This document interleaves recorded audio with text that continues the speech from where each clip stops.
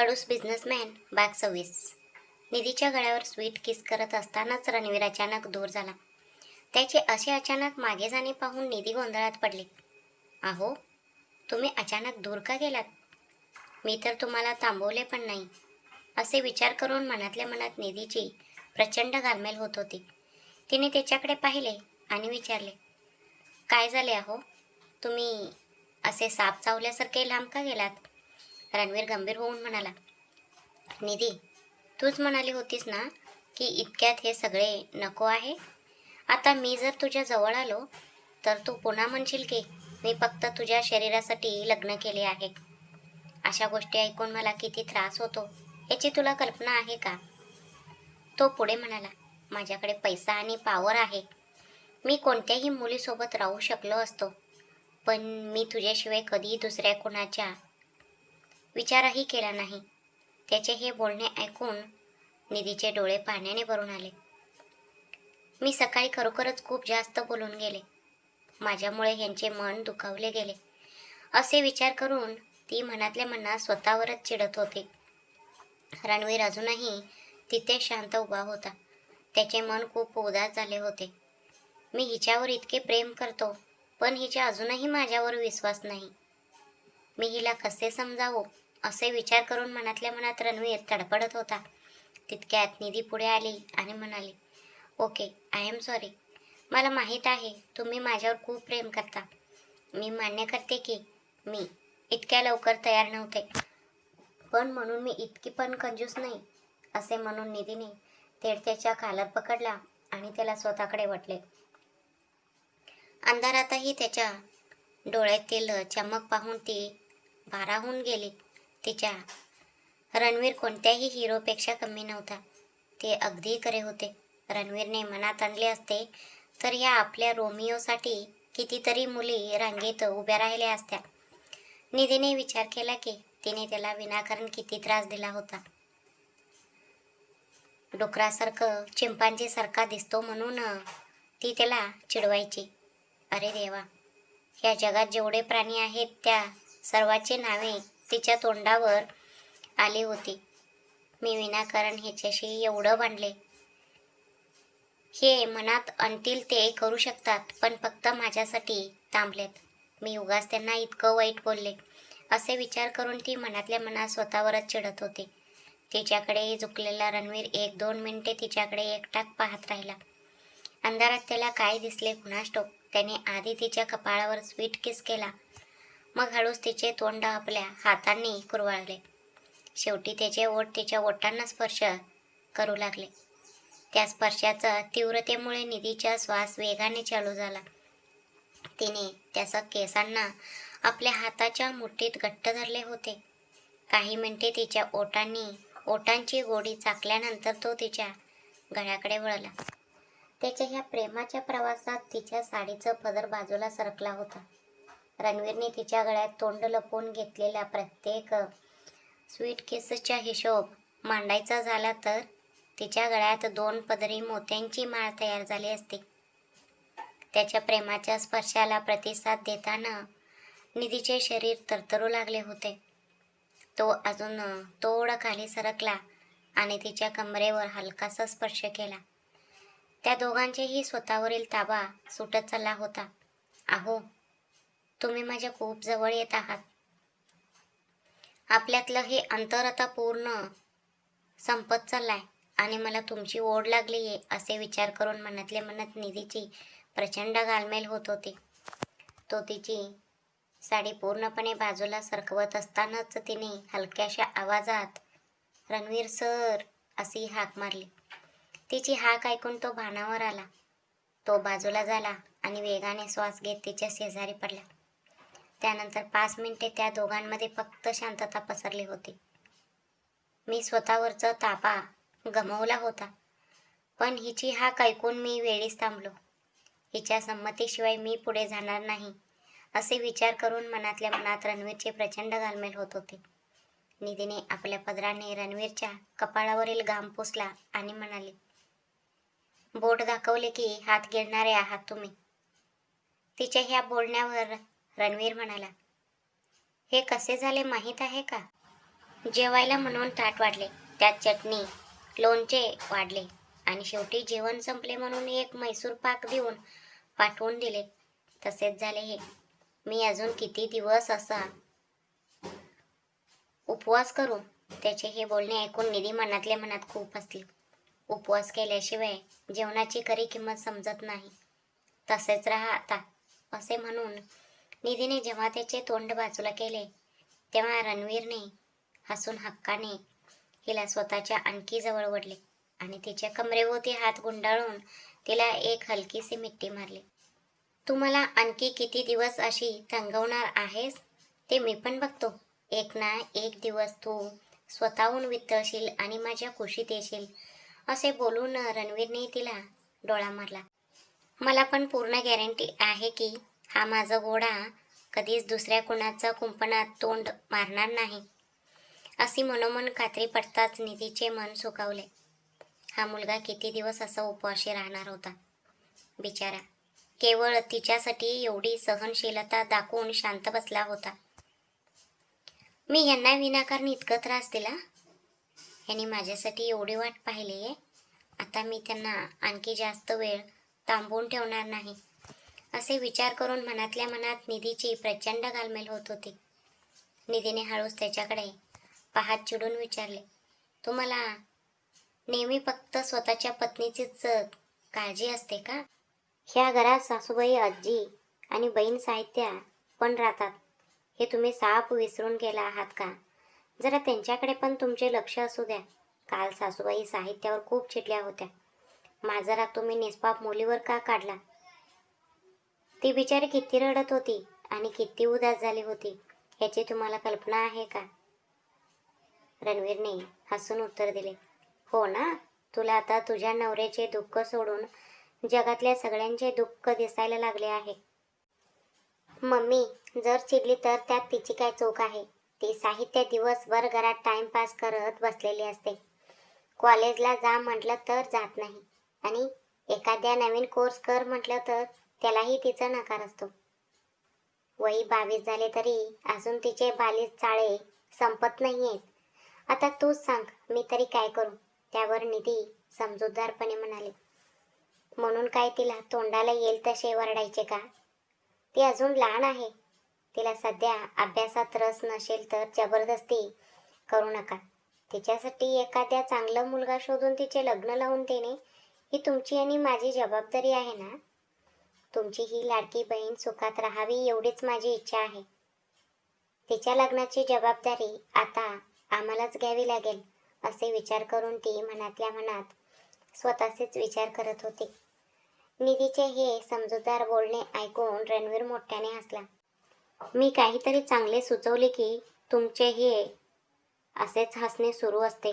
निधी तोंड वाकडे केले. निधीकडे पाहत रणवीर म्हणाला, काय म्हणालीस? लग्न? तुझे डोके ठिकाणावर आहे का निधी? एका निष्पाप मुलाला शोधून मी स्वतःच खड्डा काढून त्यात त्याला ढकलून देऊ का? लग्न करून संसार सांभाळण्या इतकी मॅच्युरिटी आली आहे का तिच्यात? तिला फक्त आईस्क्रीमचे आमिष दाखवून लग्न कर म्हटलं तरी ती हो म्हणेल आणि गळ्यात मंगळसूत्र बांधून घरी येईल. इतकीच ती लहान आहे आणि तू तिच्या लग्नाच्या गोष्टी करतेस? त्यावर निधी म्हणाले, तसे काही नाहीये. लग्न झाल्यावर ती स्वतःहून बदलेल आणि सगळं नीट होईल. लग्नाआधी मला तरी कुठे संसाराची एवढी जबाबदारी माहीत होती. मी पण माझ्या मित्रांसोबत रस्त्यांवर बिंदास फिरायचे. पण आता ह्या घरात आल्यावर मी सासूबाईंची आणि तुमची काळजी नाही का करत? तसेच साहित्य पण हळूहळू बदलेल. तिचे हे बोलणे ऐकून रणवीर पुन्हा एकदा घालातल्या घालात हसला. रणवीर हसतच पुढे म्हणाला, स्वतःचे कौतुक जरा जास्तच करतेस. काळजी करणारा तुझा हा चेहरा आधी जाऊन मिररमध्ये बघ. आम्ही सगळे उलट तुझीच काळजी करत असतो. दिवसभर नुसती वाटवट करून सगळ्यांचे डोके खातेस आणि आता मोठी जबाबदारीच्या गोष्टी सांगतेस. त्याचे हे बोलणे ऐकून निधीला खूप राग आला. हा माणूस मला किती कमी समजतो. मी ह्या घराची काळजी करत नाहीये म्हणे. म्हणूनच आज हा घरी येईपर्यंत मी दिवसभर उपाशी राहिले आणि ह्याची वाट पाहत तडपडत बसले. माझ्यासारखी इतकी चांगली पत्नी मिळाली आहे तर देवाची पूजा करायची सोडून हा माझी मस्करी करतोय. हा खरोखरच एक नंबरचा इडियट आहे. मी ह्यांच्यासाठी एवढी काळजी करते आणि यांना माझी काहीच किंमत नाही असे विचार करून ती मनातल्या मनात त्याच्यावर प्रचंड चिडत होती. निधी आता काहीही न बोलता त्याच्याकडे पाठ करून बेडवर झोपून गेली. तिला खूप राग आला आहे हे रणवीरच्या लगेच लक्षात आले. रागवल्यावर तुझा हा चेहरा अगदी लहान मुलासारखा दिसतो असे बोलून त्याने पाठीमागून तिला खूप जवळ वळले आणि एक हलकीशी मिठी मारली. मला खूप झोप आली आहे, मला सोडा आता असे म्हणत निधीने कुशी बदलण्याचा प्रयत्न केला. रणवीरने तिला अजिबात सोडले नाही. हा मला आता सोडणार नाही हे निधीला चांगलेच ठाऊक होते. एखाद्या लहान मुलाप्रमाणे तो रात्रभर तिला असंच जवळ घेऊन झोपणार होता. माझा मित्र सूरज साहित्याला खूप पसंत करतो. या विषयावर आपण सासूबाईंशी बोलायचे का? तो खूप चांगला मुलगा आहे. जर या रणवीरशी थेट बोलले तर हा उगाच गुरगुर करेल आणि चिडेल. त्यामुळे सासूबाईंशी बोलण्याचं सर्वात बेस्ट राहील. सूरज आणि साहित्य यांची जोडी खूप छान दिसेल. मला घरातल्या सगळ्यांना आनंदात बघायचा आणि मी ह्यासाठी नक्की प्रयत्न करेन असे विचार करतच निधी कधी झोपेच्या आहारी गेली हे तिलाच समजले नाही. मध्यरात्री अचानक काहीतरी आवाज झाल्यामुळे निधीला एकदम जाग आली. तिने सावकाश डोळे उघडून पाहिले तर रणवीर काळोखात उठून हळूच खोलीच्या बाहेर चालला होता.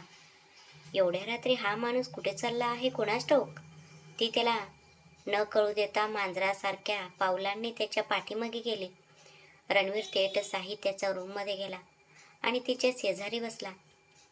तिच्या शेजारी बसून रणवीर म्हणाला, सॉरी ग बाळा, मला माफ कर. मी रागाच्या भरात तुला खूप काही वाईट बोललो असे म्हणून त्याने आपल्या बहिणीच्या कपाळावर एक स्वीट किस केला. हे पाहून निधी थक्क झाले. ओ माय गॉड, या माणसाच्या मनात एवढी भावना आणि प्रेम लपलेले आहे. हे सगळे दृश्य पाहून अजूनही माझे हृदय चालू आहे ह्याचेच मला आश्चर्य वाटते. हा जर बहिणीवर एवढं प्रेम करतो तर मी झोपल्यानंतर मला पण असंच स्वीट किस करत असेल का? बिचाऱ्याचा मनात आपल्या बहिणीबद्दल किती अपार जिव्हाळ आणि काळजी आहे. मी विनाकारण यांच्याबद्दल मनात भलते-सलते विचार आणत होते. हा एक चांगला पॉईंट माझं हातात लागला आहे, ज्याचा वापर करून मी ह्याच्या डोक्यातील रागाचे भूत सहज उतरवू शकते. हे आतून किती सॉफ्ट आहेत आणि मी उगाच ह्यांना खडूस समजत होते. नवऱ्याचं हे रूप पाहून मला खूप आनंद झालाय असे विचार करून मनातल्या मनात निधीच्या अंतर्मनाचा प्रवास शांत झाला होता. दुसऱ्या दिवशी सकाळी उठून तयार होऊन जेव्हा रणवीर नाश्ता करण्यासाठी बाहेर आला तेव्हा साहित्यात तोंड फुगवून बसले होते. निधी स्वयंपाकघरात तिच्या सासूबाईला म्हणजेच लता यांना मदत करत होते. घरातल्या आजीसुद्धा त्याला पाहून पाहिल्यासारखे करून गप्प बसल्या होत्या. घरातील सर्वांनी मिळून जणू काही रणवीर विरुद्ध स्ट्राईक पोकारला आहे असेच तिथले वातावरण दिसत होते. रणवीर नाश्त्याचा टेबलवर बसला आणि त्याने सहज विचारले, काय झाले? आज हे आपले घर इतके सायलेंट का आहे? त्याचं या प्रश्नावर कोणीच काही उत्तर दिले नाही. आता त्याची पूर्ण खात्री झाली होती की काल रात्री तो साहित्यावर वरडल्यामुळे घरातील सर्वजण त्याच्यावर मनातून खूप चिडले होते. तो अत्यंत मऊ आवाजात म्हणाला, प्लीज आई, नाश्ता अजून तयार झाला नाही का? मला ऑफिसला जायला खूप लेट होतोय. आई बाहेर आल्या आणि त्यांनी नाश्त्याचे भांडे शांतपणे टेबलवर ठेवले. त्या नेहमीप्रमाणे आपल्याला नाश्ता वाटतील असे त्याला वाटले होते, पण त्यांनी तसं काहीच केले नाही. घरातल्या सर्वांनी मिळून मोठा प्लॅन करून मौन व्रत धारण केले होते. रणवीरने तिथे उभ्या असलेल्या निधीकडे पाहिले आणि म्हणाला, निधी इकडे ये आणि मला नाश्ता वाढ. ती मुळातच स्वाभिमानी क्वीन होती.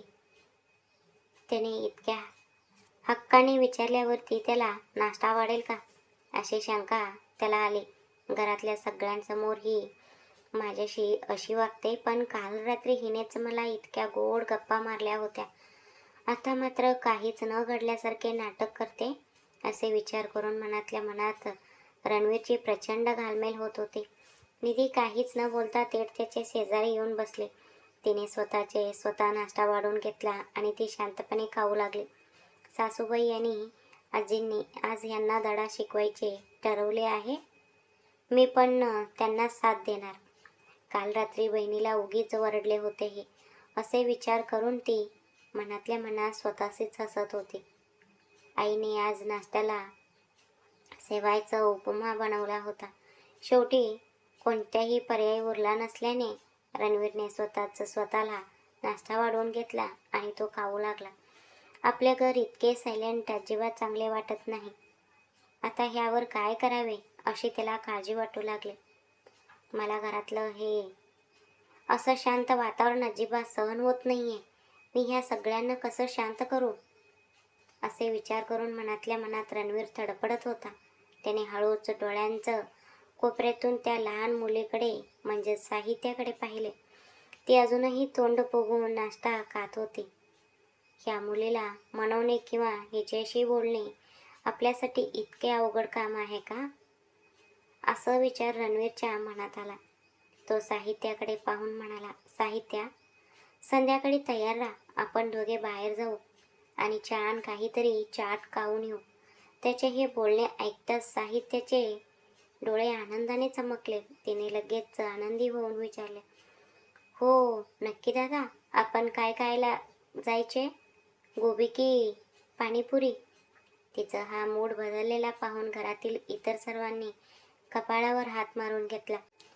तेवढ्यात तिथूनच लता तिला रागाने वरडल्या, हे बघ साहित्या, तुला कालच सांगितले होते ना की ह्याच्याशी अजिबात बोलायचे नाही. हा सांगतोय म्हणून तू लगेच तयार झालीस? तुला लाज वाटायला हवी. आईच्या ह्या वरडण्यावर निधी गालातल्या गालात हसले. रणवीरने तिथंच नाश्ता करत म्हटले, तुम्ही उगाच तिला का वरडता? खरी दोषी तर इथे बसलेली ही लबाड मांजरी आहे.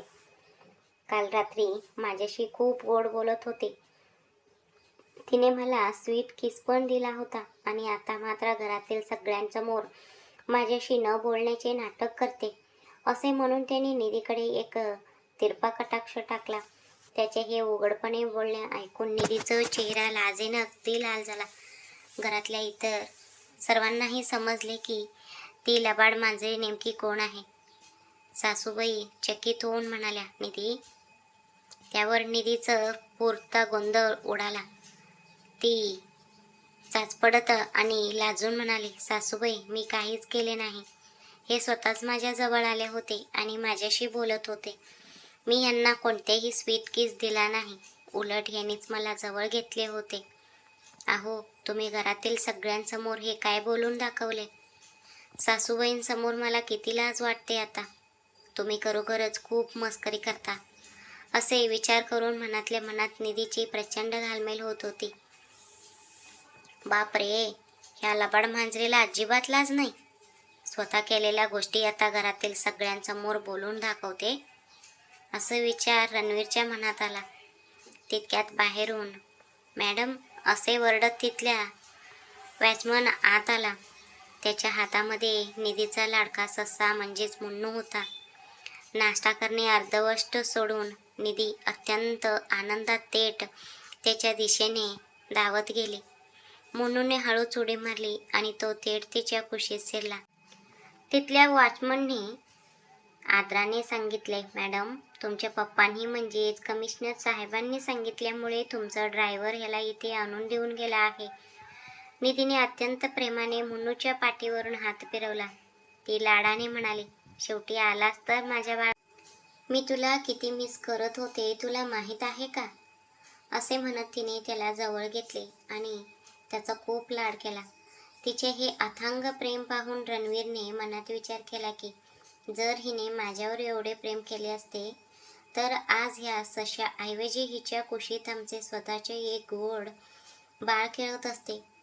ही ह्या सश्यावर जितकं प्रेम करते तितकं माझ्यावर कधी करणार कुणास ठाऊक.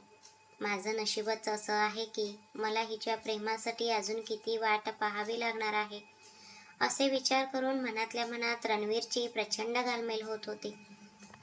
मुन्नू घरी परत आल्यामुळे निधीला झालेला आनंद गगनात मावेनासा झाला होता. तो आनंद पाहण्यासाठी 2 डोळेही कमी पडत होते. ती सारखी त्याला जवळ घेऊन लाड करत होती. ती निष्पाप लहान अशी जीवाला जास्त जवळ घेतल्यामुळे कुठे त्याचा श्वास गुदमरून तो जीवानिशी संपेल की काय, अशी भीती रणवीरच्या मनात निर्माण झाली होती. तो वैतागून निधीकडे पाहत म्हणाला, हे बघ आता बस कर. किती त्याचे लाड करतेस. बिचारा तो पण आता कंटाळला असेल. जरा बघ तो कसा सुस्त झालाय. जा आणि त्याला त्याच्या मऊ गादीवर नेऊन सोड. त्यावर निधीने आपले तोंड मुरडले आणि म्हणाले, तुम्हाला नेहमी माझ्या गोष्टींवर पोटदुखी का होते? खूप दिवसानंतर मी माझ्या मुन्नूला पाहिले आहे. मी त्याला किती मिस केले होते हे तुम्हाला काय माहीत. तुम्ही जरा गप्प बसा. घरातल्या इतर लोकांसमोर गेल्यावर ही मला किती प्रचंड रिस्पेक्ट देते, पण बेडरूममध्ये आल्यावर मात्र ह्या माणसाची 3 पैशाची इज्जत ठेवत नाही, असा विचार करून रणवीर मनातल्या मनात खूप चिडला.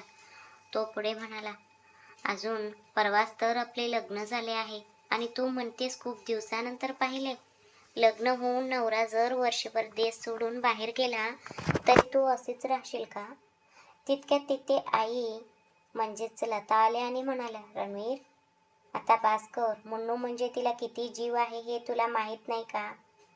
प्रत्येक गोष्टीमध्ये तू अशी कोचून बोलायला लागलास तर तुला खाल्लेले अन्न तरी कसे पचणार?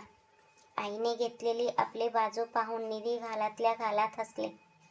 या घरात आता एक साधे मच्छर सुद्धा माझ्या बाजूने बोलत नाही अशी परिस्थिती झाली आहे, असा विचार करून मनातल्या मनात रणवीरची प्रचंड घालमेल होत होती. निधी तिच्या सासूबाईकडे पाहत म्हणाले, सासूबाई त्यांना ह्या गोष्टी कुठे समजणार आहेत. स्वतःच्या लहान बहिणीला वाईट वाटेल ह्याचा जराही विचार न करता ते तोंडाला येईल तसे बोलले आहेत. आणि आता तुम्ही त्यांच्या समोर प्राण्यांच्या प्रेमाच्या गोष्टी सांगत आहात. तिचे हे बोलणे ऐकून रणवीरने रागाने तिच्याकडे पाहिले. ही मुलगी मला प्रेमाचे धडे शिकवायला आली आहे. मला माझ्या बहिणीबद्दल प्रेम नाही आहे का? असे विचार करून मनातल्या मनात रणवीरची प्रचंड घालमेल होत होती. निधी आपल्या लाडक्या मुन्नूला कडेवर उचलून बेडरूमच्या दिशेने निघून गेली. रणवीर सुद्धा तिच्या पाठीमागे रूममध्ये गेला. तो रूमचा दरवाजा बंद करत रागाने म्हणाला, काय ग, स्वतःला काय समजतेस तू? पण निधीने त्याच्या प्रश्नाचे काहीच उत्तर दिले नाही. ती तोंड फिरवून तशीच उभी राहिली. तिला असे शांत पाहून रणवीर चिडून म्हणाला, मी तुझ्याशीच बोलतोय. कानात कापूस कोंबून बसली आहेस का? त्यावर निधी चेहऱ्यावर गोड भाव आणत म्हणाले, छे हो, कापूस नाही, तोंडात लड्डू ठेवून बसले आहे.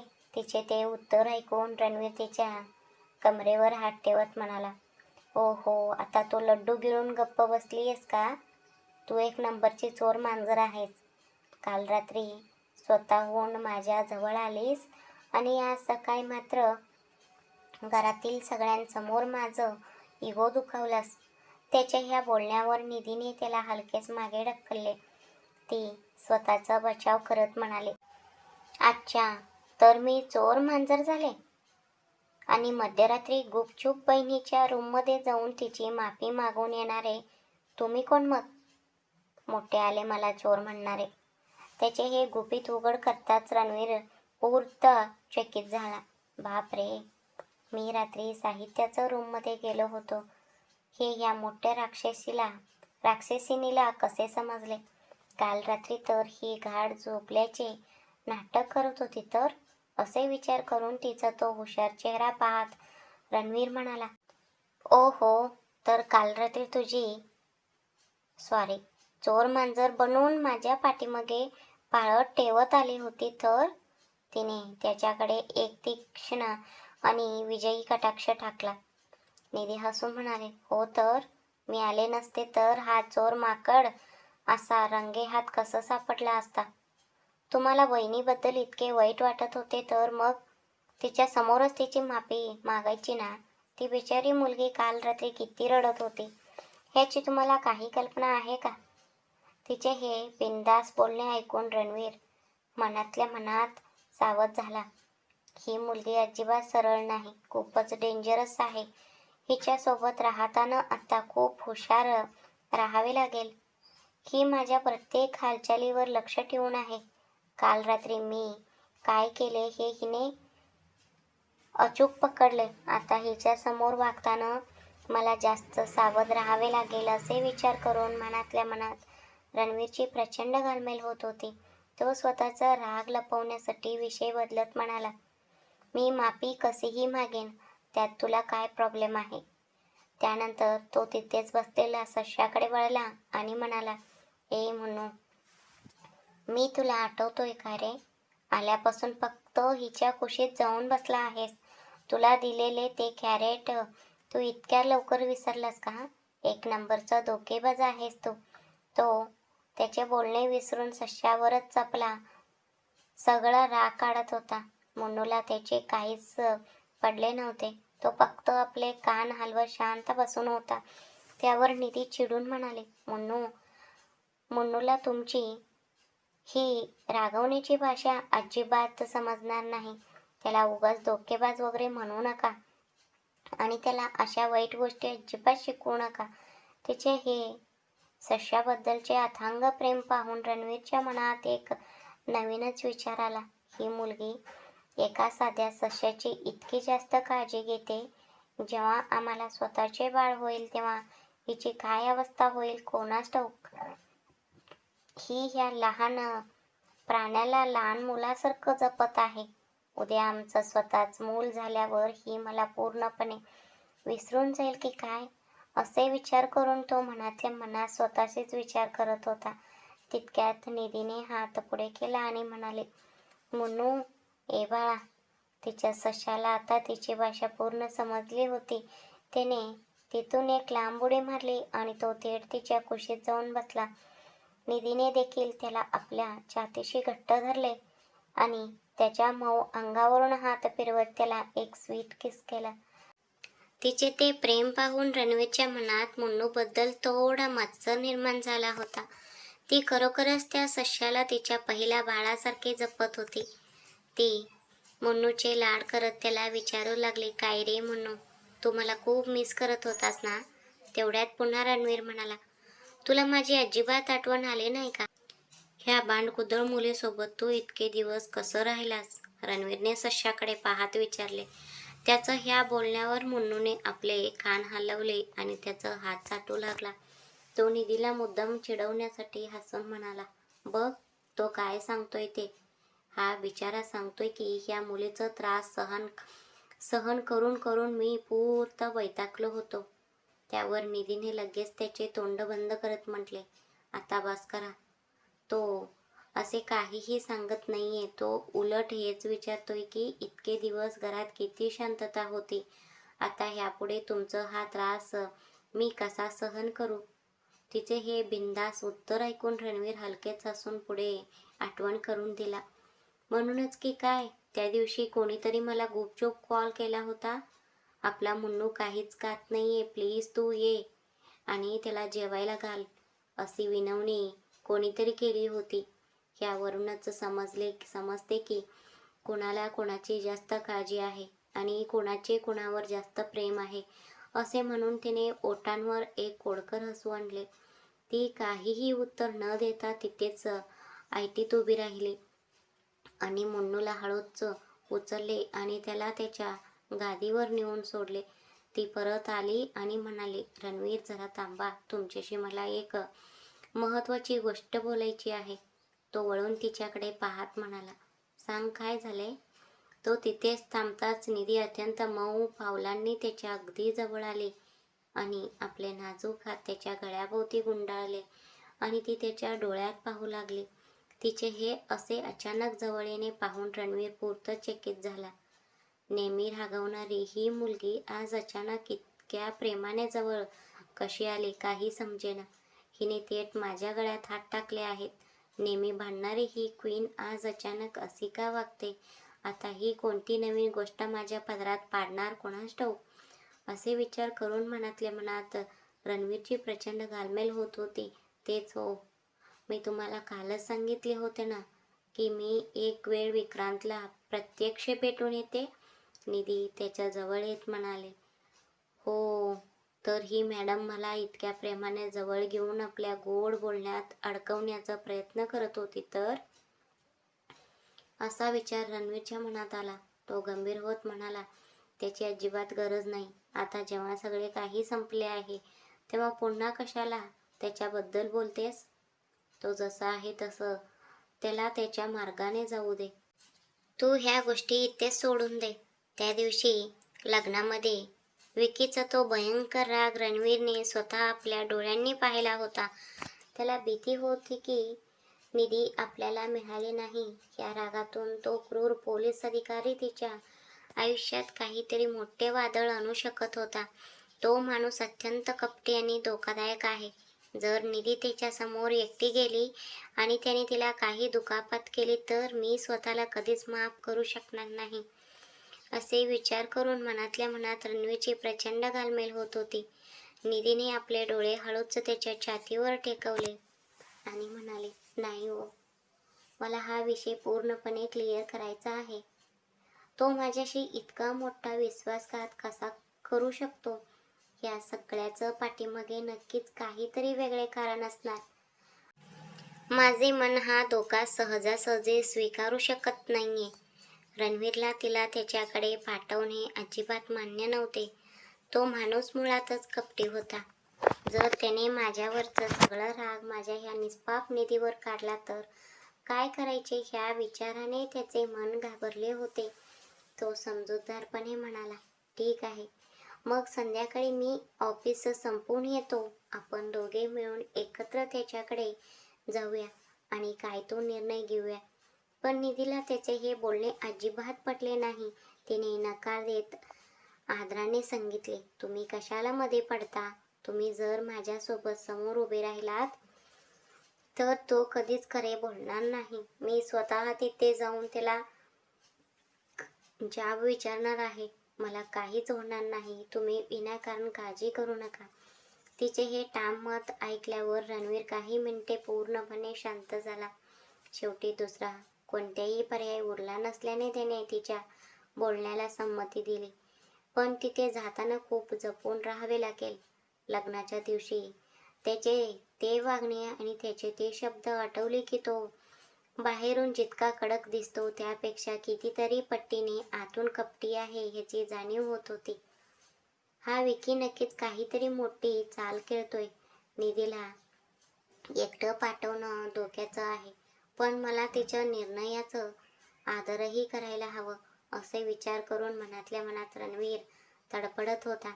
तो बाहेरून जितका कडक पोलीस अधिकारी दिसतो त्यापेक्षा कितीतरी पट्टीने तो आतून चांगला नाही असे वाटते. रणवीर आपली खंत व्यक्त केली, पण निधीने मात्र आनंदाने मान डोलावली आणि थँक्यू म्हणत आपले ओठ त्याच्या ओठांशी जोडले. ते दोघंही अर्ध मिनिट त्या दीर्घ अशा सुंदर क्षणात पूर्णपणे हरवून गेले. रणवीरने तिच्या कमरेभोवती हात गुंडाळून जेव्हा तिला आपल्या आणखी जवळ ओढण्याचा प्रयत्न केला तेव्हा तिने स्वतःला हलकेच सोडवले आणि ती तिथून लाजून पळून गेली. बापरे, ह्या मुलीला माझा जीव घेतल्याशिवाय शांतता लाभणार नाही असे दिसते. एक एक करत अशी प्रेमाची जादू करून ही मला पुरते वेडं लावते असे विचार करून मनातल्या मनात रणवीरचा जीव पूर्णपणे सुखावला होता.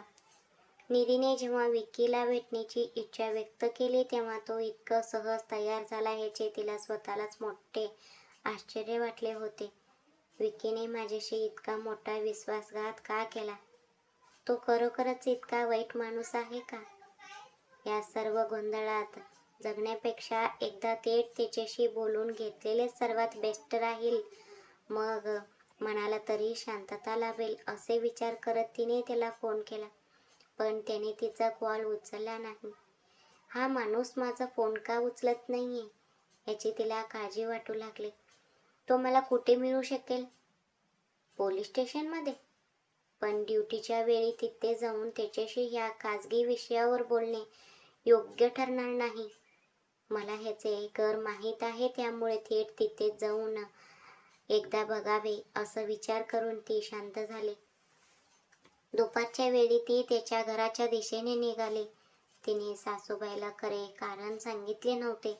रणवीरने सांगितल्याप्रमाणे तिने घरात खोटे सांगितले होते की ती आपल्या एका मैत्रिणीला भेटायला चालली आहे. तिने लगेच एक ऑटो पकडला आणि ती त्याच्या घराकडे जाऊ लागली. पण तिच्या मनात एक लहान अशी भीती दाटून आली होती. तिने रणवीरला कॉल करून ती त्याच्या घराकडे निघाल्याची कल्पना दिली. सुरुवातीला तो तिच्यावर खूप ओरडला, पण नंतर नाईलाजाने शांत झाला. ती त्याच्या घरासमोर पोचले. तिने पुढे होऊन दरवाजाची कॉलिंग बेल वाजवली. काही क्षणातच दरवाजा उघडला आणि समोर विक्की उभा होता. निधीला तिथे अचानक आलेले पाहून तो पूर्ण चकित झाला. ही मुलगी थेट माझ्या घरात कशी आली? नक्कीच हिच्या डोक्यात काहीतरी नवीन प्लॅन चालू असणार, असे विचार करून मनातल्या मनात विक्कीचा जीव टांगणीला लागला होता. तो अत्यंत उद्धट आणि कडक आवाजात म्हणाला, तू इथे कशासाठी आली आहेस? त्याच्या चेहऱ्यावर अजिबात स्वागत करण्याचे भाव नव्हते. ह्या माणसाला किती माज आहे. खरोखर ह्याच्यावर रागवण्याची गरज माझी होती, पण हा स्वतःच माझ्यावर असा राग दाखवतोय, असे विचार करून ती मनातल्या मनात कमालीची अस्वस्थ झाली होती. ती स्वतःवर ताबा ठेवत म्हणाली, तुझ्याशी मला काहीतरी महत्त्वाचे बोलायचे आहे, म्हणूनच मी इथे आले आहे. त्यावर विक्रांत सावंतने तोंड फिरवले आणि म्हटले, आता सगळे काही संपले आहे. आता पुन्हा नवीन काय बोलायचे शिल्लक राहिले आहे? निधीने अत्यंत दुःखी स्वरात विचारले, विक्रांत, तू असं का वागतोयस? आपले लग्न ठरण्यापूर्वी आपण किती चांगले मित्र होतो, हे तू इतक्या लवकर विसरलास का? रणवीर, तुझ्याबद्दल जे काही सांगत होते त्यावर माझा अजूनही विश्वास बसत नाहीये. प्लीज मला खरे काय ते सांग. तू माझ्याशी लग्न करायला केवळ पैशासाठी तयार झाला होतास का? तुझ्या मनात माझ्याबद्दल कधीच प्रेम नव्हते का? मी रणवीरशी लग्न केले तर तुझ्या प्रेमाचा विश्वासघात होईल म्हणून मी किती रडले होते, तुला माहीत आहे का? मला आज सगळे सत्य जाणून घ्यायचे आहे. तिचे हे बोलणे ऐकून त्याचा चेहरा रागाने अधिकच कडक झाला. त्याने काहीही उत्तर न देता निधीचा हात पकडला आणि तिला घराच्या आत खेचले. त्याने पाठीमागे दरवाजा घट्ट बंद केला आणि तिचा हात धरून तिला थेट भिंतीला नेऊन टेकवले. तो तिचा अगदी जवळ येत अत्यंत घाणेरड्या भाषेत म्हणाला, आता इथे येऊन तू काय करणार आहेस? सगळा खेळ तर संपला आहे. तुझे लग्न झाले. काल रात्री तू त्याच्यासोबत तुमची फर्स्ट नाईट सुद्धा साजरी केली असेल. काय झाले? रात्री तिने तुला नीट सुख दिले नाही का? म्हणूनच आता तू मला शोधत माझ्या घरात आली आहेस का? त्याचे हे अत्यंत नीच आणि सुसंस्कृतपणाला सोडून असलेले बोलणे हे ऐकून निधीला याची प्रचंड किळस आली. मी ज्या विक्रांत सावंतला आजवर ओळखत होते, हा तोच माणूस आहे का? अशी शंका तिच्या मनात निर्माण झाली.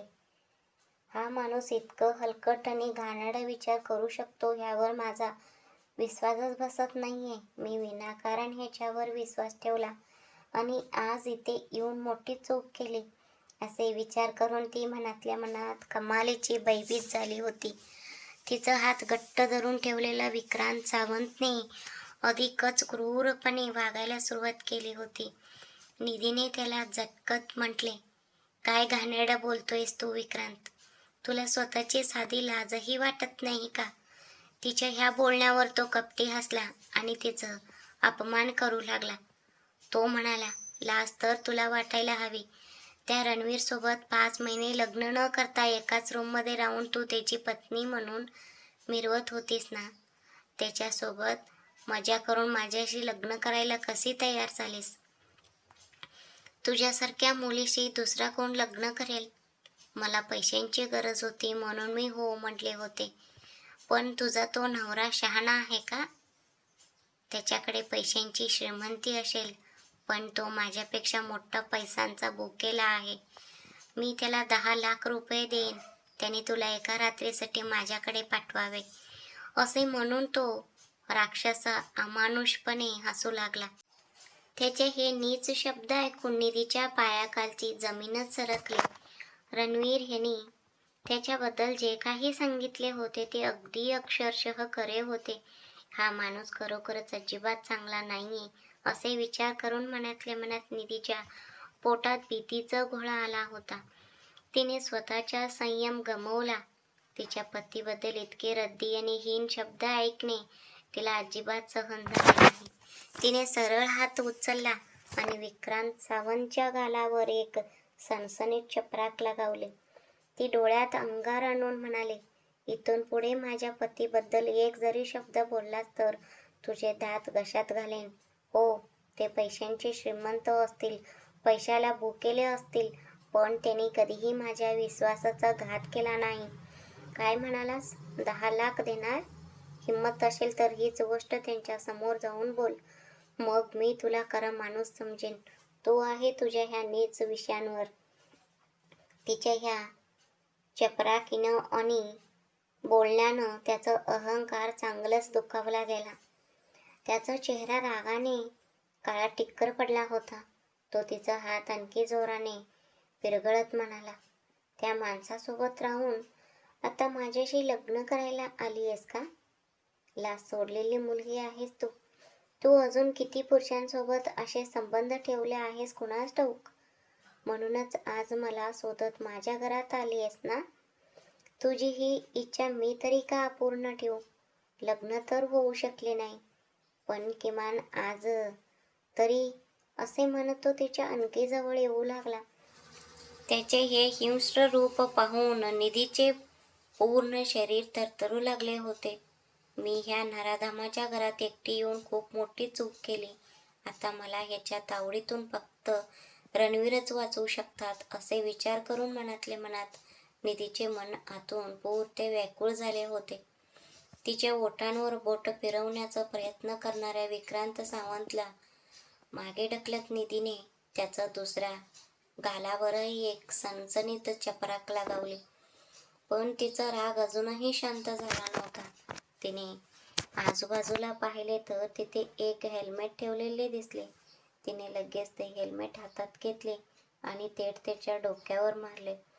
वेदनेने वरडत त्याने आपले डोके घट्ट पकडून घेतले. ती अत्यंत कडक आवाजात म्हणाली, इथून पुढे जर मला स्पर्श करण्याची हिंमत केलीस तर मी तुला जीवानिशी संपेन. रणवीर, तुझ्याबद्दल जे सांगत होते मी ऐकले नाही. तुझ्याशी बोलायला मी इथे आले, ही माझीच मोठी चूक झाली. आता मी माझ्या डॅडींना सांगून तुझी पोलीस नोकरी घालवेन आणि तुला चांगली शिक्षा सुनावणार, हे लक्षात ठेव. असे म्हणून ती तिथून बाहेर जाण्यासाठी वळली, पण त्याने मागून येऊन तिचे तोंड हाताने घट्ट दाबून धरले. तो चिडून म्हणाला, तुझा माज खूप वाढला आहे. माझ्यावरच हात उचलतेस? हा विक्रांत सावंत काय चीज आहे हे आता मी तुला दाखवतो. असे म्हणून त्याने तिला बळजबरीने उचलले आणि बेडवर ढकलले. ती वर उठण्याचा प्रयत्न करत असतानाच त्याने तिला घट्ट पकडून ठेवले. ती मोठ्याने ओरडण्याचा प्रयत्न करत होती, पण त्याने तिच्या तोंडात कपडा कोंबला आणि तिला तिथेच जखडून ठेवले. हा माणूस माझ्याशी इतकी जबरदस्ती करतोय आणि मी पूर्णपणे हतबल झाले आहे. आता मला वाचवायला कोणीतरी पटकन यायला हवे, असे विचार करून मनातल्या मनात निधीचे मन आतून पुरते व्याकुळ झाले होते. का कुणास ठाऊक, आज रणवीरचे मन अजिबात ठिकाणावर नव्हते. निधीने जेव्हापासून सांगितले होते की ती त्या विक्रांतच्या घरी चालली आहे, तेव्हापासून त्याच्या मनात एक अस्वस्थता दाटून आली होती. लग्नाच्या दिवशी त्या माणसाने निधीबद्दल किती हीन आणि घाणेरडे शब्द वापरले होते, हे आठवून त्याचे मन अधिकच काळवंडले. ती त्याच्या घरी कशासाठी गेली असेल? भेटायचेच होते तर एखाद्या पब्लिक प्लेसमध्ये भेटता आले नसते का? असा विचार त्याच्या मनात चक्रावून टाकत होता. ऑफिसच्या कामात व्यस्त असतानाही त्याचे लक्ष पूर्णपणे तिच्या भोवतीच फिरत होते. त्याला अजिबात शांतता लावत नव्हती.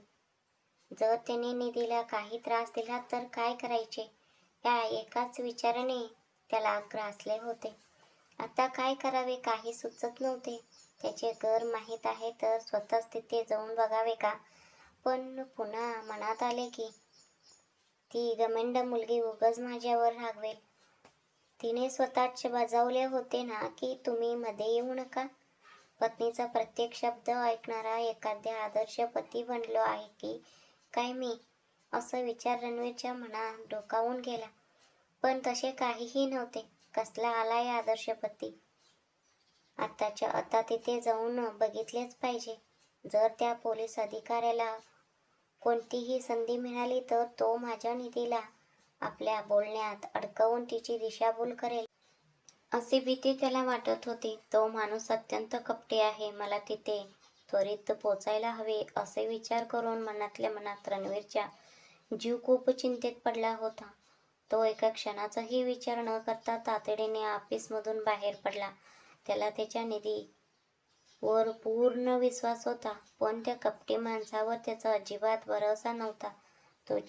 तो तिच्या मनात माझ्याबद्दल काहीतरी वाईट आणि खोट्या गोष्टी भरवून देईल या काळजीने त्याने कारचा स्पीड वाढवला. तो विक्रांत तिचे डोके भडकावून तिला आपल्या जाळ्यात ओढण्यासाठी कोणत्याही थराला जाऊ शकतो ह्याची रणवीरला खात्री होती. ही मुलगी पण एक नंबरची मूर्ख आहे. मी नको म्हणत असतानाही तिथे गेली.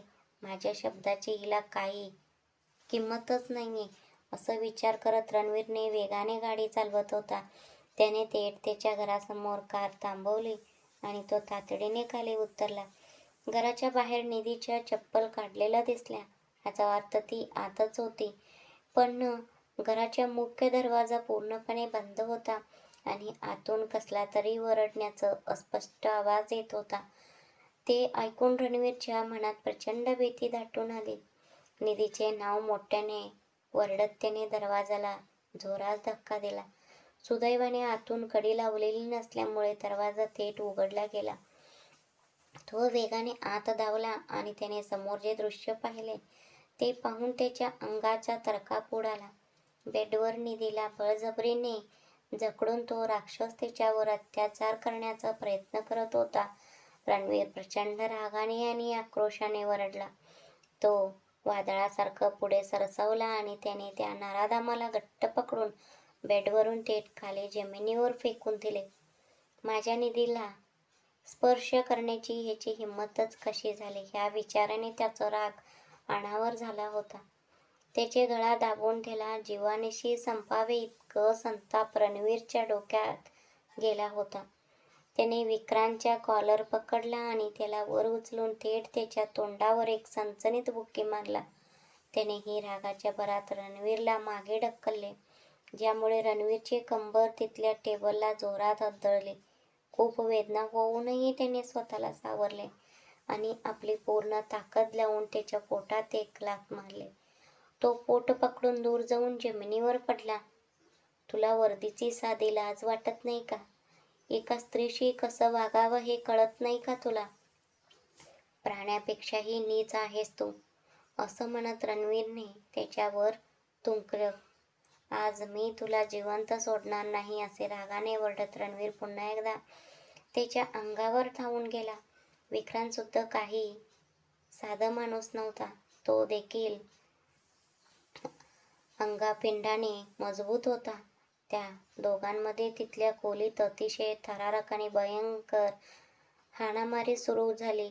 निधी तिथेच एका कोपऱ्यात उभी राहून भीतीने मोठ्याने ओरडत होती.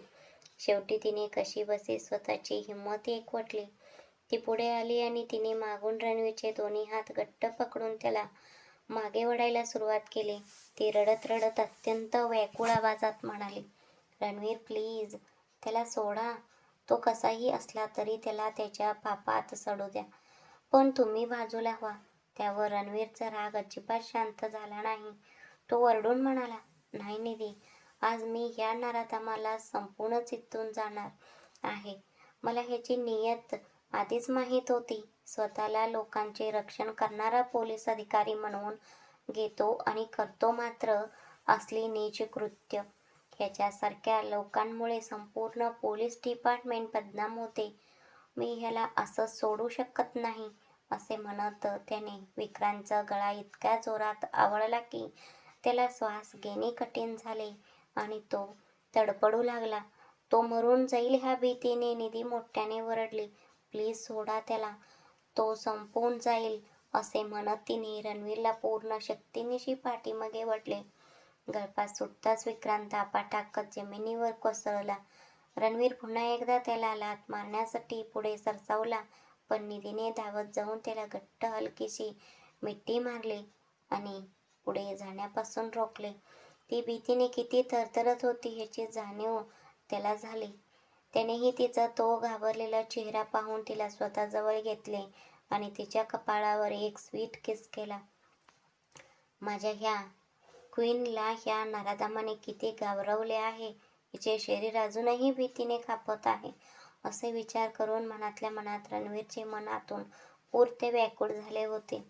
तो तिचा चेहरा हातात घेत अत्यंत प्रेमाने म्हणाला, निधी रडू नकोस, काहीही झाले नाहीये, डोंट क्राय. तिने आपले डोळे पाण्याने भरून आलेले पुसले आणि ती त्याच्यापासून थोडी बाजूला झाली. ती जमिनीवर पडलेल्या विक्रांतकडे वळली आणि अत्यंत तिरस्काराने म्हणाली, तू आहे तुझ्या ह्या जन्मावर. रणवीर तुझ्याबद्दल जे काही सांगत होते ते सगळे खरे होते, पण मीच मूर्खासारखी आपल्या जुन्या मैत्रीची किंमत ठेवून इथे आले. मला वाटले होते की लग्नाच्या दिवशी तू जे काही वागलास त्यामागे नक्कीच काहीतरी मोठी मजबुरी असेल, पण तू तर आतून पूर्णपणे घाणेरडा आणि कपटी माणूस निघालास. इतके दिवस मी तुझ्यासारख्या नीच माणसाला माझा चांगला मित्र समजत होते. तुला एवढे मोठे स्थान देऊन मी खूप मोठी चूक केली. कुत्र्याला जिथे ठेवावे तिथंच ठेवले पाहिजे, असे निधी अत्यंत तिरस्काराने म्हणाले. तिचे हे बोलणे ऐकून जमिनीवर पडलेला विक्रांत सावंत मोठ्याने हसला. तो आपली वर्दी सरळ करत म्हणाला, एका पोलीस अधिकाऱ्यावर हात उचलण्याचा काय परिणाम होतो हे मी तुझ्या नवऱ्याला लवकरच दाखवून देईन. त्याचे संपूर्ण आयुष्य तुरुंगात सडवून टाकीन, हे लक्षात ठेवा. त्याच्या ह्या धमकीवर निधी पुन्हा एकदा संतापली. तू आहे तुझ्यावर. इतका मार खाऊनही या कुत्र्याची बुद्धी अजून ठिकाण्यावर आली नाहीये. तू स्वतःला मोठा पोलीस अधिकारी समजतोस, पण विसरू नकोस की तू ज्यांचे जावई होण्याचे स्वप्न पाहत होतास ते जयदेव राठोड या शहराचे कमिशनर आहेत. त्यांच्या लाडकी मुलीशी तू असे नीच कृत्य केले आहेस, हे जर त्यांना समजले तर ते तुला जिवंत सोडणार नाहीत. तुझी नोकरी तर जाईलच, पण तुला ह्या जगात तोंड दाखवायला जागा उरणार नाही. स्वतःचा जीव वाचवायचा असेल तर गप्प गुमान इथून लांब कुठेतरी ट्रान्सफर करून घे. आज तुझा दिवस चांगला होता म्हणून तू जिवंत सुटला आहेस, नाहीतर, असे म्हणत ती पुन्हा एकदा त्याच्या अंगावर धावून जाणार होती. पण रणवीरने पुढे होऊन तिचा हात पकडला आणि तिला शांत केले. चला रणवीर, आपण इथून निघूया, असे म्हणून निधीने त्याचा हात धरला आणि ती त्याला तिथून बाहेर घेऊन आली. रणवीरचे मन अजूनही शांत झाले नव्हते. त्याला तिच्यावरही थोडा राग आला होता. सुरुवातीला जेव्हा तिने त्याला भेटण्याची इच्छा व्यक्त केली होती तेव्हाच त्याला ते अजिबात आवडले नव्हते. तरीही तिच्या हिमतीवर विश्वास ठेवून त्याने तिला परवानगी दिली होती. पण जर आज त्याला इथे पोचायला थोडा जरी उशीर झाला असता तर काय झाले असते, ह्या केवळ विचारानेच त्याच्या अंगावर काटा आला होता. या मुलीनं स्वतःचा जीव धोक्यात टाकला होता. जर मी वेळेवर आलो नसतो तर आज काही अनर्थ घडला असता, असे विचार करून मनातल्या मनात रणवीरचे मन आतून पुरते व्याकुळ झाले होते. रणवीरच्या तो रागीट आणि गंभीर चेहरा पाहून निधी पुरती घाबरली होती. तिने त्याला एकही प्रश्न विचारण्याची हिंमत केली नाही. तो अत्यंत वेगाने कार चालवत होता, तर ती काहीही न बोलता शांतपणे त्याच्या शेजारी बसून राहिली होती. रणवीर इतक्या जास्त रागावला आहे हे पाहून निधीला मनात खूप भीती वाटत होती. तिच्यात आता त्याच्याशी बोलायचे अजिबात धाडस उरले नव्हते. संपूर्ण रस्त्यात तो फक्त समोर पाहत अत्यंत वेगाने ड्रायव्हिंग करत होता. जर तो योग्य वेळी तिथे आला नसता तर आज तिच्या अब्रूचे दिंडोडे निघाले असते. याची जाणीव होऊन तिचे मन आतून पोरते अस्वस्थ झाले होते. माझ्या हट्टापायी आज मी खूप मोठं संकटात अडकले होते. मी माझ्या पतींचा शब्द पाळला नाही, म्हणूनच आज ते माझ्यावर इतके चिडले आहेत. आता मी त्यांची माफी कशी मागू? आज केवढा मोठा अनर्थ घडला असता. तिने स्वतःचे डोके विनाकारण काजवून हे संकट ओढवून घेतले होते. शांतपणे घरात बसण्याऐवजी स्वतःहून जाऊन ती ह्या संकटात अडकली होती. पण निदान त्या कपटी माणसाचा खरा चेहरा तरी जगासमोर आला होता. बापरे, तो किती भयंकर राक्षस होता. त्याचे मन इतके घाणेरडे असेल असं स्वप्नातही तिने विचार केला नव्हता. मी विनाकारण त्या नराधमावर विश्वास ठेवला. बरं झालं माझ्या पतीने मला वेळीच वाचवलं असे विचार करून तिचे मन आतून पुरते व्याकुळ झाले होते. घर आल्यानंतर रणवीर मागे वळून न पाहता थराथरा कारमधून उतरला आणि थेट आत निघून गेला. त्याचा हा राग कसं शांत करावं हे न समजल्याने निधी देखील गायगायने त्याच्या पाठीमागे धावली. ती रडवेल्या स्वराने म्हणाली, रणवीर प्लीज मला माफ करा. या सगळ्याला मीच कारणीभूत आहे. तो इतका नीच आणि घाणेरडा माणूस असेल याची मला कल्पना नव्हती. ती आपले बोलणे पटवून देण्याचा प्रयत्न करत होती. पण तो तिचे काहीही न ऐकता थेट बेडरूममध्ये निघून आला. त्याचा राग अजूनही शांत झाला नव्हता. त्याने रागाच्या भरात अंगातील कोट काढून फेकला. निधीने मागून येऊन त्याला घट्ट हलकीशी मिठी मारली. त्याचा हा राग जास्त वेळ टिकणार नाही हे तिला चांगलेच ठाऊक होते. पण तिने अत्यंत उद्धटपणे तिचा हात झटकला आणि तो दूर झाला. तो चिडून वरडला, तुझ्या डोक्यात काय भरले आहे निधी? मी तुला इतके समजावून सांगत होतो तरीही तू माझे ऐकले नाहीस. जर आज तुला काही झाले असते तर त्याला जबाबदार कोण राहिले असते? तुला काय वाटले होते तो एखाद्या मोठा राजा हरिश्चंद्र आहे? तू तिथे गेल्या गेल्या तो तुझे स्वागत करेल आणि आदराने पाहुणचार करेल असे तुला वाटत होते का? जर मी वेळेवर आलो नसतो तर आज सर्व काही संपले असते. तो तिच्यावर खूप ओरडला, पण तो तिच्याशी संवाद साधत होता यातच तिला खरे समाधान वाटत होते. ते माझ्यावर खूप चिडले आहेत कारण ते माझ्यावर जीवापाड प्रेम करतात. त्यांचा हा राग फक्त माझ्या काळजीतून आलाय असे विचार करून मनातल्या मनात निधीचा जीव पूर्णपणे सुखावला होता. ती तोंड फुगवून लाडाने म्हणाली, ठीक आहे आता बास करा. मला काय माहीत होते की तिथे असे काही घडणार आहे. ती लहान मुलासारखी रुसून बसली होती. ते माझ्यावर जीवापाड प्रेम करतात. जर मी त्यांना वेळीच थांबवले नसते तर त्यांनी आज त्या नराधमाला जीवानीशी संपवले असते असा विचार निधीच्या मनात चालला होता. तो वैतागून म्हणाला, मला मारण्यासाठी तुझा हात नेहमी पुढे असतो आणि वरडण्यासाठी तोंड उघडेच असते.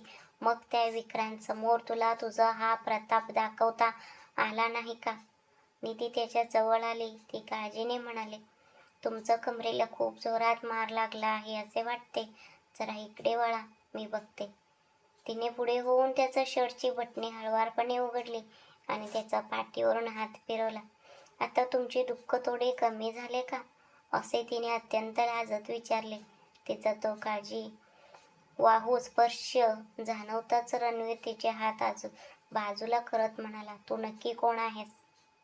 आता स्वतःच्या ओठांवर अलाइनमेंट लावून आलीयेस आणि माझे दुःख कमी करायला बघतेस का? तो मुद्दाम तिच्यावर चिडण्याचे नाटक करत होता. मला ह्यांची खूप काळजी वाटते पण हे समजूनच घेत नाहीयेत असे विचार करून ती मनातल्या मनात त्याच्यावर चिडत होती. रणवीरने तिच्याकडे पाहिले आणि विचारले, काय झाले? मनातल्या मनात काय पुटपुटत आहेस? त्यावर निधीने आपले डोळे मोठे केले आणि मोठ्याने हसून म्हणाले, काही नाही हो. आज तुम्ही तिथं ज्या पद्धतीने फाईट केली आहे ते पाहून माझे डोळे अगदी पावन झाले. तिचे हे खोडकर बोलणे ऐकून तो तिच्याकडे वळला आणि म्हणाला, आता दात दाखवणे बंद कर आणि जाऊन कमरेला मिठाचं शेक देण्यासाठी साहित्य घेऊन ये.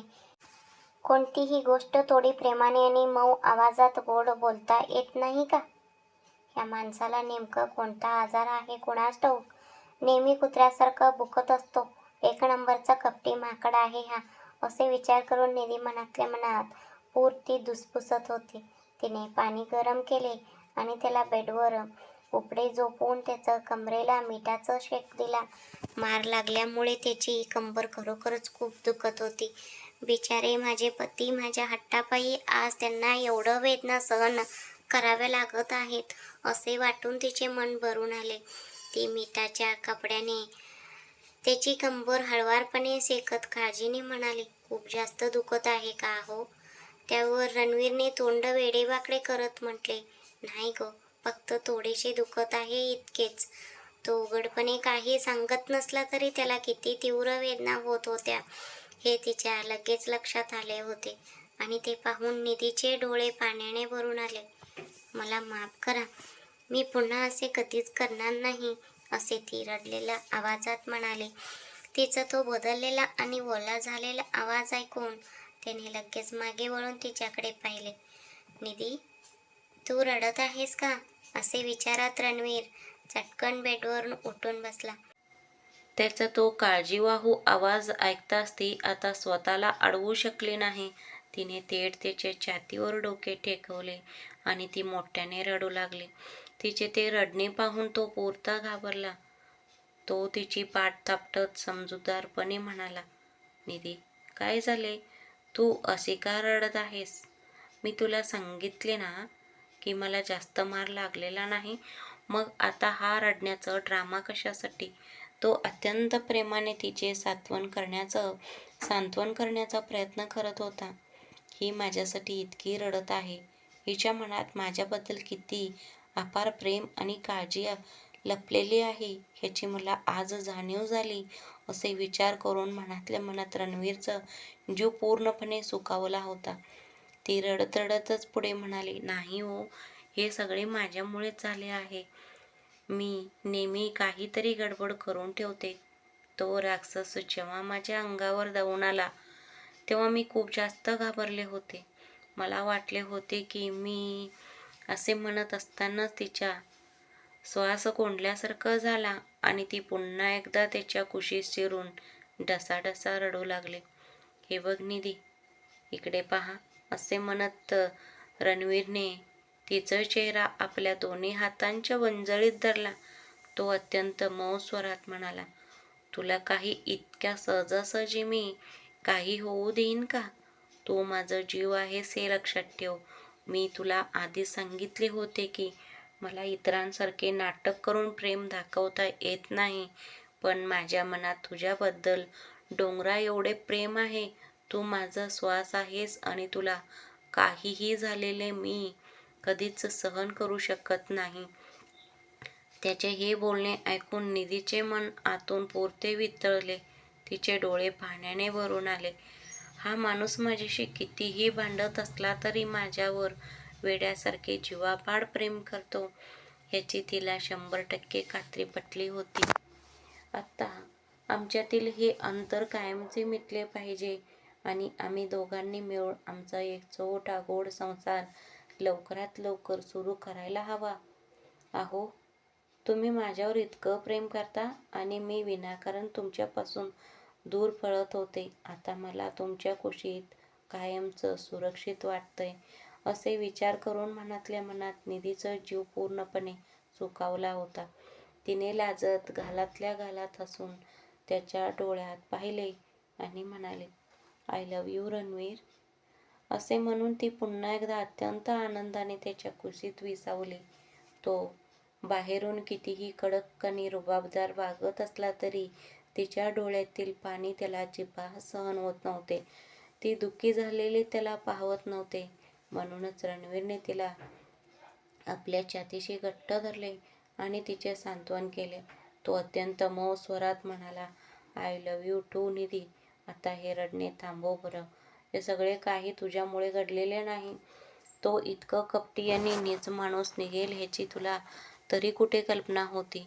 आता सगळे काही क्लिअर झाले आहे ना. मग आता टेन्शन सोडून दे, असे म्हणून तिने तिच्या कपाळावर एक स्वीट किस केला. तिने लाजत गालातल्या गालात असून त्याच्या गालावर एक स्वीट किस केला आणि म्हणाले, ओके सॉरी. आता सांगा तुम्हाला अजून कुठे दुखत आहे? असे म्हणत आधीच पूर्णपणे ती रोमॅन्टिक मूडमध्ये आली होती. पण मार लागल्यामुळे वेदनेचा भरात तो मात्र आधी तिच्यावर विनाकारण वरडला होता. मी हिच्यावर उगीच चिडलो. ही किती प्रेमानं माझी काळजी घेत आहे आणि मी मात्र मूर्खासारखं वागलो, असे विचार करून मनातल्या मनात रणवीरचा जीव स्वतःवरच चिडत होता. तो तिच्याकडे एक खोडकर कटाक्ष टाकत म्हणाला, मला अजून एक ठिकाणी खूप जास्त लागलाय, पण तिथली वेदना ह्या साध्या मिठाच्या शेकाने कमी होणार नाही. त्यासाठी मला एक स्पेशल ट्रीटमेंट हवी आहे. असे म्हणून तिने अत्यंत मोहकपणे तिच्या ओठांवरून हलकेच बोट फिरवले. त्याचा हा रोग पाहून ती क्वीन पूर्ती लाजून लाल झाली.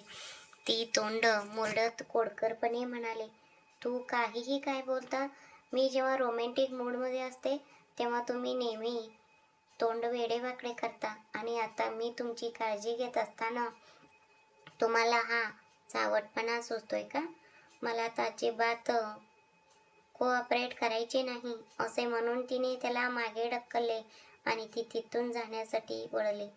पण रणवीरने एका झटक्यात तिचा हात पकडला, तिला स्वतःकडे ओढले आणि थेट बेडवर आपले शेजारी पाडले.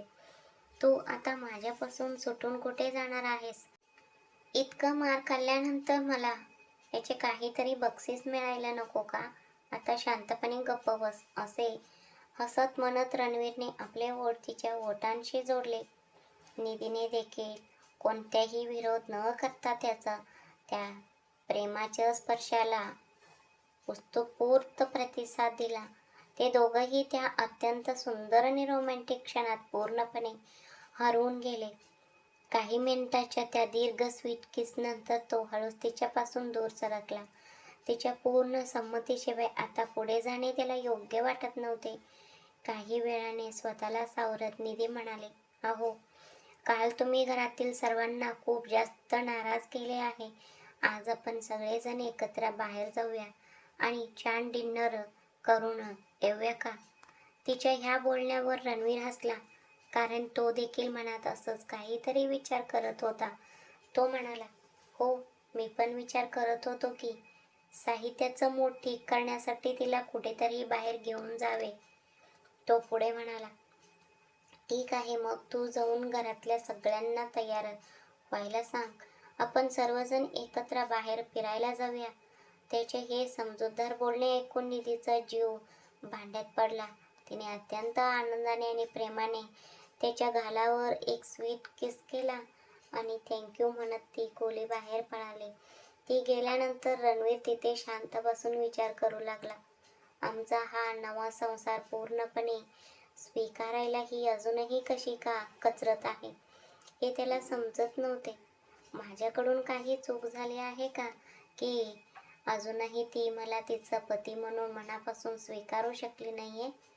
मी केवळ श्रीमंत आहे म्हणूनच ती माझ्यासोबत राहते का आणि मनातल्या मनात माझ्यापासून अंतर ठेवून आहे का? ही अजूनही पूर्णपणे माझ्या प्रेमात का पडत नाहीये? हिच्या मनात नक्की काय चालू आहे कुणास ठाऊक, असे विचार करून मनातल्या मनात रणवीरचा जीव खूप चिंतेत पडला होता. जोपर्यंत तू मनापासून पूर्णपणे माझी होत नाहीस तोपर्यंत तुला गमावण्याची ही भीती मला सतत चढत राहील निधी, कारण तू आधी एकदा मला सोडून गेली होती. त्यामुळे पुन्हा कोणत्याही कारणावरून तू माझ्याशी भांडण करून मला सोडून निघून जाशील या काळजीने माझे मन अस्वस्थ होते.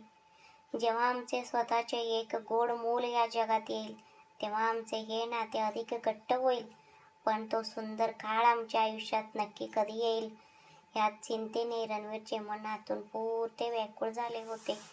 रणवीरने स्वतः सर्वांना डिनरला घेऊन जातो असे म्हटल्यावर निधीचा आनंद गगनात मावेनासा झाला.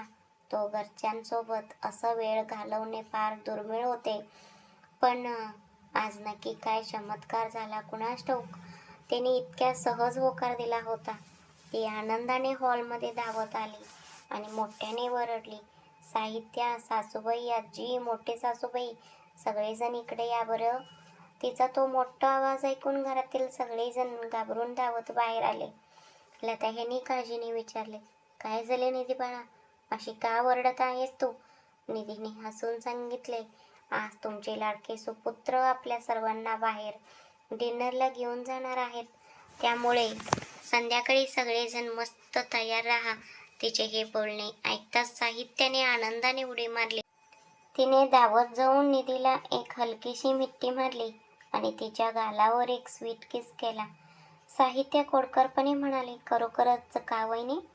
जो माणूस कधी एक पैसाचं आवाजही खर्च करत नाही, प्रत्येक वेळी बाहेर जेवायला जाऊ म्हटलं की गॅस वाया जाईल, भाजीपाला वाया जाईल असले संवाद मारतो, त्याला आज अचानक कशी काय चांगली बुद्धी सुचली? तिचे हे बोलणे ऐकून घरातील कौटुंबीय वातावरणात एकच हसू उमटले. त्यावर आई प्रेमाने निधीकडे पाहत म्हणाल्या, हो नक्कीच निधी, तू ह्या घरात आल्यापासून हा माणूस खरोखरच खूप जास्त बदलला आहे. आपल्या सोनेचे कौतुक करताना आईचा चेहरा अभिमानाने भरून आला होता. माझा मुलगा आता हळूहळू संसारी आणि समजूतदार होतोय. निधीने या घराला खऱ्या अर्थाने जोडून ठेवले असे विचार करून मनातल्या मनात आईचा जीव पूर्णपणे सुखावला होता.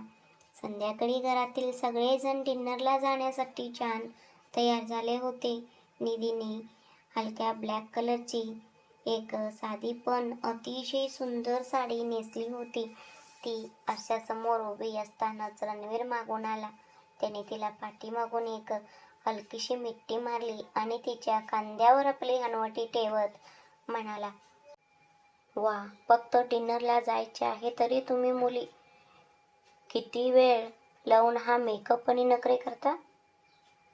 कोणी बघितले तर मानायला हवे ना की रणवीर जागीरदारची पत्नी किती गोड आणि देखणी दिसते म्हणून.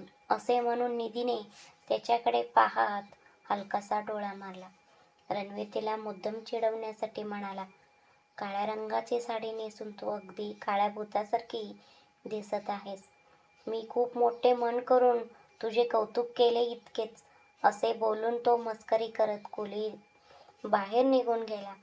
हा माणूस मला नेहमी मुद्दाम चिडवतो. खरोखरच ह्यांना माझ्या सौंदर्याची काही कदर नाही असे विचार करून ती मनातल्या मनात त्याच्यावर पूर्ती चिडली होती. तिने चिडून कपाटातून हिरव्या रंगाची दुसरी साडी नेसली आणि खाली येऊन विचारले, आता सांगा, आता कशी दिसते? रणवीर तिच्या कानाजवळ वाकला आणि म्हणाला, आता तू अगदी ग्रीन भुतासारखी दिसत आहेस. हे ऐकून निधीच्या पारा चढला. मी कोणत्याही रंगाची साडी नेसली तरी ह्यांना मी भूतच दिसणार? हा माणूस कधीच सुधारणारा नाही असे विचार करून ती मनातल्या मनात पूर्ती धुसफुसत होती.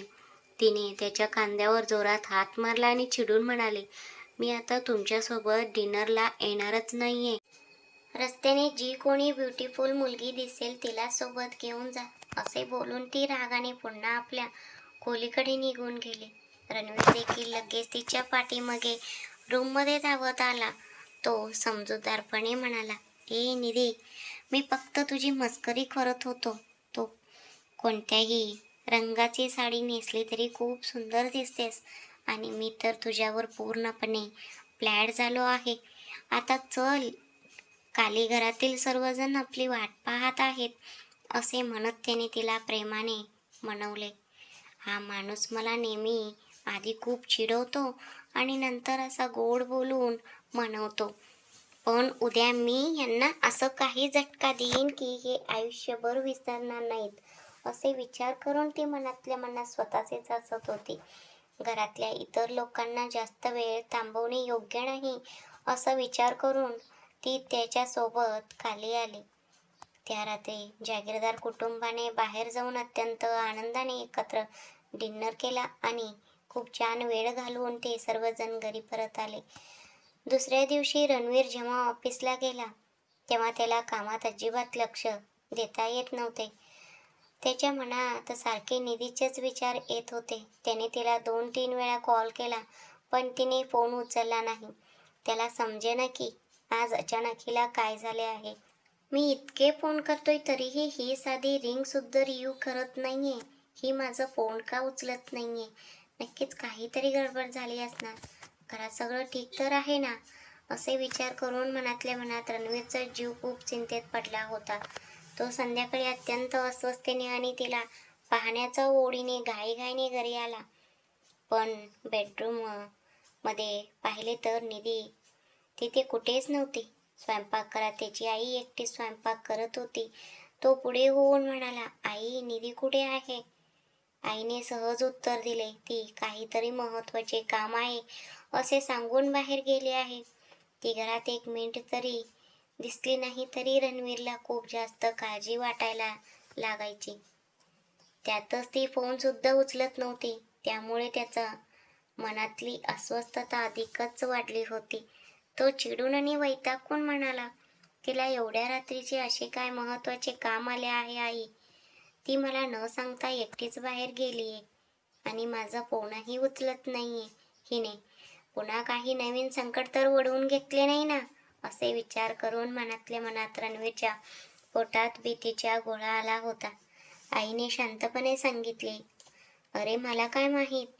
तिला घरातून बाहेर पडण्याचे स्वातंत्र्य नाही का? कुठेतरी गेली असेल, येईल आता इतक्यात. आई इतक्या सहजपणे बोलत होती, पण रणवीरला मात्र अजिबात चैन पडत नव्हती. तो वैतागून पुन्हा आपल्या रूममध्ये आला आणि तिच्या नंबरवर कॉल करू लागला. यावेळी देखील तिने फोन उचलला नाही. पण 2 मिनिटांनंतर अचानक तिचाच नंबरवरून बॅक कॉल आला. त्याने तातडीने फोन रिसीव्ह केला आणि ओरडला, हॅलो निधी, कुठे आहेस तू? मी तुला किती वेळा फोन केलाय. तो उचलायला तुला काय प्रॉब्लेम आहे?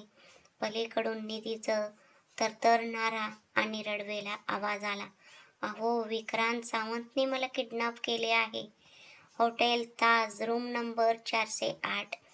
इतके बोलून तिने फोन कट केला. तिचे हे वाक्य ऐकताच रणवीरच्या काळजाचा टोका चुकला. त्याने पुन्हा प्रयत्न केला, पण तिचा फोन नॉट रिचेबल येत होता. माझ्या निधीला त्या नराधमाने किडनॅप केले?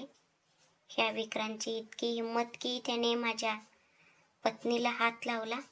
जर आज माझ्या निधीला साधी करचट जरी आली तर मी आज त्याला जिवंत सोडणार नाही. असे विचार करून मनातल्या मनात रणवीरचा राग 7व्या आसमानावर पोचला होता. त्याने झटकन कारची की घेतली आणि तो घराबाहेर पळाला. त्याने हॉटेल ताजच्या दिशेने कार सुसाट वेगाने पळवायला सुरुवात केली. त्याचे हृदय खूप वेगाने धडधडत होते. ह्या मुलीच्या डोक्यात नक्की काय चालले असते? स्वतःहून जाऊन पुन्हा संकटात अडकले. आज मी त्या विक्रांतसोबत हिचा पण चांगलाच क्लास घेतो, असे विचार करून काळजीपोटी मनातल्या मनात रणवीरची प्रचंड घालमेल होत होती. तो हॉटेलमध्ये पोचला आणि एका दमात थेट तिने सांगितलेला त्या रूम नंबरच्या दिशेने धावला. माझ्या निधीला काही झाले तर मी त्या कुत्र्याला तुकडे तुकडे करून संपवून टाकेन. काल रात्री त्याला जिवंत सोडून मी खूप मोठी चूक केली, असे विचार करून मनातल्या मनात रणवीरचा जीव कमालीचा व्याकुळ झाला होता. रणवीरने धावत जाऊन तो रूम नंबर 408 गाठला. त्याने निधीचे नाव मोठ्याने ओरडत दरवाजाला जोराचा धक्का दिला. आज संपूर्ण खोलीत अंधार पसरला होता. त्याने पुन्हा एकदा मोठ्याने हाक मारली, निधी. खोलीत फक्त त्याचाच आवाज प्रतिध्वनित झाला. ज्यामुळे त्याच्या मनातील भीती आणखी वाढली. मी इथे येत असल्याची बातमी लागून त्या नराधमाने माझ्या निधीला दुसऱ्या कुठल्या जागी तर हलवले नसेल ना? असे विचार करून मनातल्या मनात रणवीरचा जीव खूप चिंतेत पडला होता. त्याचा हात चचपडत जेव्हा भिंतीवर लाईटच्या बटणाकडे गेला आणि त्याने दिवा लावला, तेव्हा समोरचे दृश्य पाहून तो पूर्त चकित झाला. ती संपूर्ण खोली अतिशय सुंदर पद्धतीने सजवलेली होती. बेडवर गुलाबाच्या पाकळ्यांनी एक सुंदर हृदय तयार केले होते. आणि जमिनीवर देखील हृदयाच्या आकाराचे खूप सारे बलून्स पसरलेले होते. समोरील भिंतीवर फुलांच्या सहाय्याने लव यू हँडसम असे मोठे अक्षरात लिहिलेले होते. त्याला काही समजेना की नक्की काय चालले आहे. तितक्यात पाठीमागे एक बलून फुटल्याचा जोराचा आवाज झाला. रणवीरने दचकून मागे वळून पाहिले तर समोर निधी उभी होती. तिने हलक्या गुलाबी रंगाची एक सुंदर फॅन्सी साडी नेसली होती, ज्यामध्ये ती अगदी एखाद्या अप्सरेसारखी दिसत होती. ती अत्यंत गोड हसत म्हणाली, अहो, आरशात जाऊन एकदा स्वतःचा चेहरा तर बघा. तुम्ही एवढे का घाबरला आहात? तिची ही मस्करी पाहून त्याचा राग अनावर झाला. तो कडक आवाजात ओरडला, जर मी तुला एक चपराक मारली तर तुझे दात कशात जातील? इथे माझा जीव कंठाशी आला होता आणि तुला ही सगळी तमाशा वाटते का? पण रागवतानाही त्याचे मन आतून शांत झाले होते. तिचा हा सुंदर सरप्राईज पाहून त्याला मनातून खूप आनंद झाला होता. ती हे सगळं फक्त आपल्यासाठी करत आहे याची जाणीव होऊन तो सुखावला होता. निधी हसत हसत त्याच्या अगदी जवळ आली. तिने आपले नाजूक हात त्याच्या गळ्याभोवती गुंडाळले आणि म्हणाले, मग कसा वाटला माझा हा चमत्कार? तुम्ही नेहमी माझ्या मागे कटकट करत असता ना, म्हणूनच मी हा सगळा प्लॅन केला. मी सासूबाईंना आधीच सगळं सांगून आले होते. तुम्ही ऑफिसमधून निघाल्याचे त्यांनीच मला फोन करून सांगितले. म्हणूनच मी लगेच तुम्हाला असा कॉल केला आणि ते किडनॅपिंगचे नाटक केले. आता सांगा, आवडले का माझे हे सरप्राईज? एवढं सगळं केलं आहे तर मग आता मला एक स्वीट किस तरी द्या, असे म्हणत निधीने आपले ओठ पुढे केले. तू काहीही केलेस तरी मला ते खूप आवडते ग राणी. तू माझा जीव आहेस. पण तू माझ्याशी इतकं मोठं खेळ खेळलीयस तर आता मी तरी तुला इतक्या सहजासहजी कसं सोडणार? असा विचार रणवीरच्या मनात आला. तो तिला मुद्दाम थोडं लांब ढकलत म्हणाला, जर तू स्वतःहून लाजणार नसशील तर मी तुला अजिबात स्वीट किस देणार नाही. त्यावर ती बिनधास्तपणे म्हणाली, फक्त मुलींनीच लाजावं असं कोणत्या पुस्तकात लिहिलंय? तुम्हीच जरा लाजून दाखवा, मग मी तुम्हाला 100 स्वीट किस देईन. मला माहीत आहे की तुला अजिबात लाज वाटत नाही. असे बोलून रणवीरने गालातल्या गालात हसून डोळा मारला. त्याचे हे बोलणे ऐकून निधीला खोटा राग आला. रुसल्यावर सुद्धा ही माझी क्वीन किती सुंदर आणि गोड दिसते असे वाटून त्याचे मन सुखावले. ती तोंड बघून म्हणाली, तुमच्यासारख्या अनरोमॅन्टिक माणसासाठी मी एवढी मोठी अरेंजमेंट केली ना. तुमच्या पायातली बूट काढून आता मला मारा जोरात. त्यावर रणवीर मोठ्याने हसला आणि म्हणाला, नको ग बाई, बोटाने मारायला खूप जोरात लागेल. त्याचे ते हे हसणे पाहून ती रागाने अगदी लाल झाली. ती मारण्यासाठी हात उचलणार तितक्यात रणवीरने तिचा हात पकडला. तिला स्वतःकडे वळले आणि घट्ट हलकीशी मिठी मारली. तिचा तो राग एका क्षणात शांत झाला. तो तिच्या पूर्ण चेहऱ्यावर स्वीट किस करत अत्यंत प्रेमाने म्हणाला, तू काहीही केलेस तरी मला ते मनापासून आवडते निधी. मला तुझा हा सरप्राईज खूप जास्त आवडला आहे. तू माझ्या आयुष्यात आल्यापासून मला खऱ्या प्रेमाचा अर्थ समजला आहे. तू मी मनापासून पसंत केलेली पहिली आणि एकमेव मुलगी आहेस. आय लव्ह यू निधी. माझ्याकडून काही चुकले असेल तर प्लीज मला माफ करा, असे म्हणत निधीने आपले डोके त्याच्या छातीवर टेकवले. रणवीरने तिला आपल्या बाहूंमध्ये घट्ट धरून ठेवले. ती एकटक त्याच्याकडे पाहत त्या सुंदर डोळ्यात स्वतःला पूर्णपणे हरवून बसली होती. त्याने अत्यंत नाजूकपणे तिला बेडवर झोपवले आणि तो तिच्या जवळ झुकला. काही वेळापूर्वी निरागसपणे हट्ट करणारी ती क्वीन आता लाजून चूर झाली होती. तिने लाजून आपले डोळे मिटून घेतले होते, जणू ती त्याच्या प्रत्येक प्रेमाच्या स्पर्शाला आपली मूक संमती देत होती. त्याने हळूच तिच्या कपाळावर आणि मिटलेल्या डोळ्यांवर एक स्वीट किस केला. शेवटी त्याचे ओठ तिच्या ओठांशी जोडले गेले. त्याचा या हळुवार आणि सुसंस्कृत प्रेमाच्या प्रवासाला ती देखील अत्यंत लाजत प्रतिसाद देत होती. आज आमच्यातील सर्व गैरसमज आणि अंतर कायमचे मिटून गेले आहे. ही मनापासून पूर्णपणे माझी झालीये असे विचार करून मनातल्या मनात रणवीरचा जीव पूर्णपणे सुखावला होता. त्या दोघांमधील अंतराचा तो पडदा आता पूर्णपणे सरकला होता. सूर्याच्या किरणांमुळे जसा बर्फ हळूहळू वितळतो तसेच त्याच्या प्रेमाच्या स्पर्शाने निधीचे मन वितळून ते दोघे एकरूप झाले होते. तिच्या डोळ्यातून वाहणारे ते आनंदाचे अश्रू त्याने आपल्या बोटांनी हळुवारपणे पुसले आणि तिला पुन्हा एकदा प्रेमाने जवळ घेतले.